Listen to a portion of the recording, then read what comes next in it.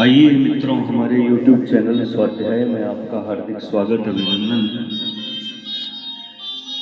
आज हम आपसे चर्चा करेंगे वेदों का विभाजन और शाखा विस्तार विषय पर।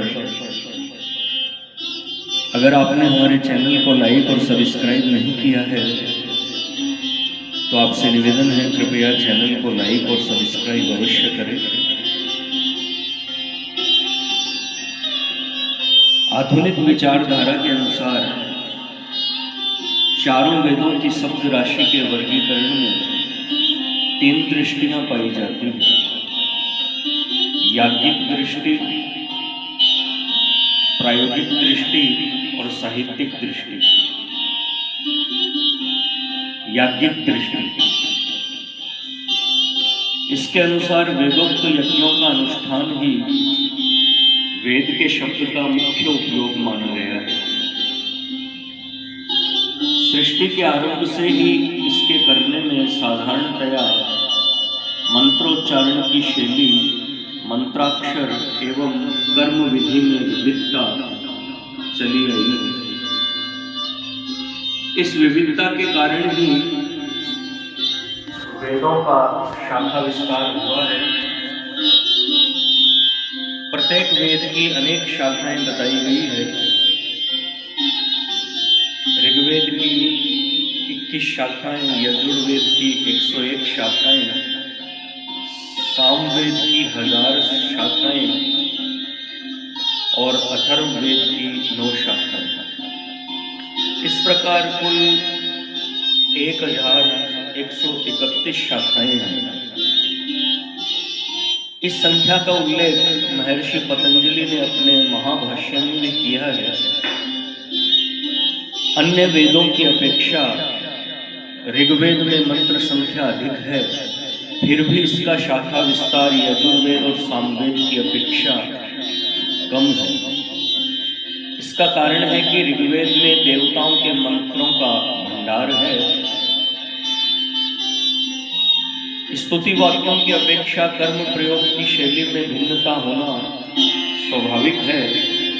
अतः ऋग्वेद की अपेक्षा यजुर्वेद की शाखाएं अधिक है। गायन शैली की शाखाएं सर्वाधिक होना आश्चर्यजनक नहीं है। अतः सामवेद की 1000 शाखाएं बताई गई है।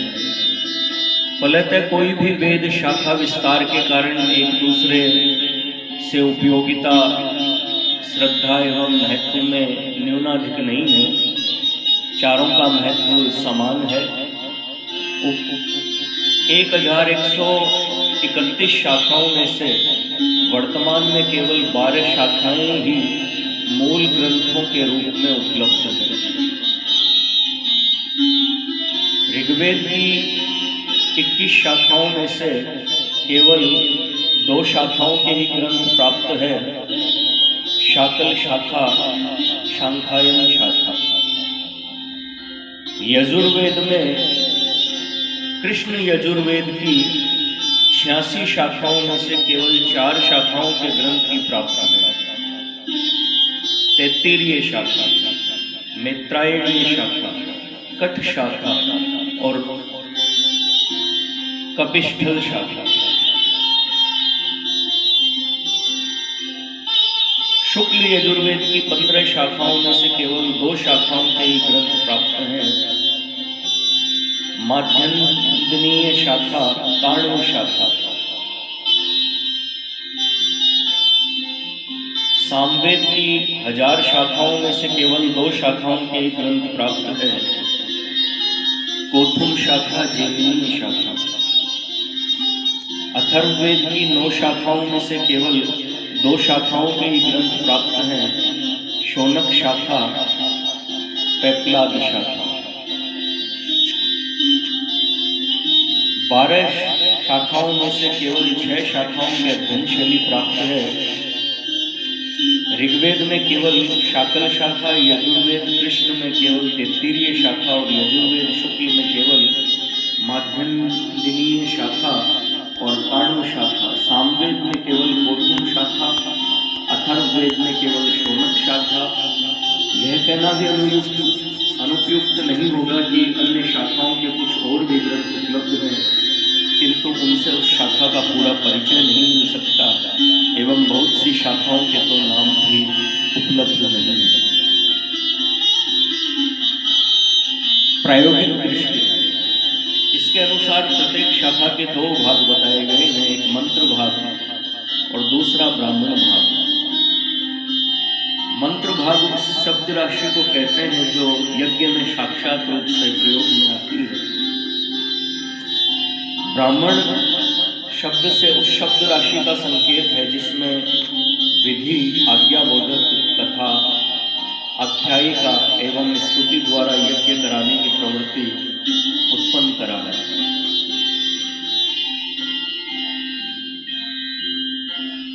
यज्ञानुष्ठान करने की पद्धति बताना, उसकी उत्पत्ति और विवेचन के साथ उसके रहस्य का निरूपण करना है। इस प्रायोगिक दृष्टि से दो विभाजनों में साहित्यिक दृष्टि के 4 विभाजनों का समावेश हो जाता है। साहित्यिक दृष्टि, इसके अनुसार प्रत्येक शाखा की वैदिक शब्द राशि का वर्गीकरण संहिता, ब्राह्मण, आरण्यक, उपनिषद इन 4 भागों में है। संहिता, वेद का जो भाग प्रतिदिन विशेषतः अध्ययनीय है उसे संहिता कहते हैं। इस शब्द राशि का उपयोग श्रोत्र एवं स्मार्त दोनों प्रकार के यज्ञानुष्ठानों में होता है। प्रत्येक वेद की अलग अलग शाखा की एक एक संहिता है। वेदों के अनुसार उनको ऋग्वेद संहिता, यजुर्वेद संहिता, सामवेद संहिता, अथर्ववेद संहिता कहा जाता है। इन संहिताओं के पाठ में उनके अक्षर, वर्ण, स्वर आदि का किंचित मात्र भी उलट पुलट न होने पाए, इसलिए प्राचीन अध्यापन के संप्रदाय में क्रम, पद, जटा, माला, शिखा, रेखा, ध्वज, दंड, रथ और घन ये पाठ प्रचलित है। ब्राह्मण वह वेद भाग जिसमें विशेषतया यज्ञानुष्ठान की पद्धति के साथ ही तदुपयोगी प्रवृत्ति का उद्बोधन कराना, उसको दृढ़ करना तथा उसके द्वारा फल प्राप्ति आदि का निरूपण, विधि तथा अर्थवाद है, ब्राह्मण कहा जाता है। आरण्यक वह वेद भाग जिसमें यज्ञानुष्ठान पद्धति, याज्ञिक मंत्र, पदार्थ एवं फल आदि में आध्यात्मिकता का संकेत दिया गया है, आरण्यक कहलाता है। यह भाग मनुष्यों को आध्यात्मिकता की ओर झुकाकर सांसारिक बंधनों से ऊपर उठाता है। अतः इसका अध्ययन भी संसार त्याग की भावना के कारण अरण्य, जंगल में किया जाता है, इसलिए इसका नाम आरण्यक प्रसिद्ध हुआ है। उपनिषद यह वेद भाग जिसमें विशुद्ध रीति से आध्यात्मिक चिंतन को ही प्रधानता दी गई है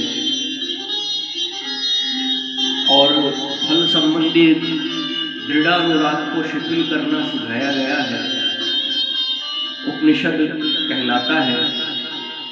वेद का यह भाग उसकी सभी शाखाओं में है, परंतु यह बात स्पष्ट रूप से समझ लेनी चाहिए कि वर्तमान में उपनिषद के नाम से जितने ग्रंथ उपलब्ध हैं उनमें से कुछ उपनिषदों, ईशावास्य, बृहदारण्यक, तैत्तिरीय, छांदोग्य आदि को छोड़कर शेष उपनिषद उसी रूप में किसी न किसी शाखा के उपनिषद भाग में उपलब्ध हो, ऐसी बात नहीं है। शाखागत उपनिषदों में से कुछ अंश को सामयिक, सामाजिक या वैयक्तिक आवश्यकता के आधार पर उपनिषद संज्ञा दे दी गई है, इसीलिए इनकी संख्या एवं उपलब्धियों में विविधता मिलती है। वेदों में जो उपनिषद भाग है वे अपनी शाखाओं में सर्वथा अक्षुण्ण हैं, उनको तथा उन्हीं शाखाओं के नाम से उपनिषद संज्ञा के ग्रंथ उपलब्ध हैं, दोनों को एक नहीं समझना चाहिए। उपलब्ध उपनिषद ग्रंथों की संख्याओं में से